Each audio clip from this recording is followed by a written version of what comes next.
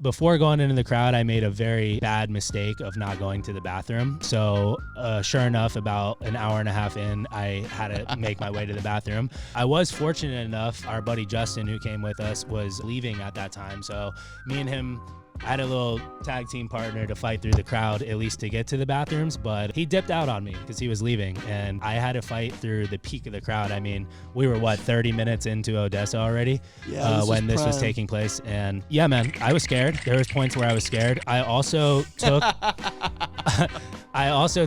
the wrong path originally, so the way they had it roped off, there was like a beach area, so they had like sand and like a beach area, so I ended up I was trying to make my way to the outside of the crowd so that it was easier to get through, but I made a bad mistake and ended up in the beach area, and I pushed through the beach area and got to a point where you couldn't get through. It was blocked off with barricades. This man was dancing with fucking people on Spooky Island from Scooby-Doo at one point.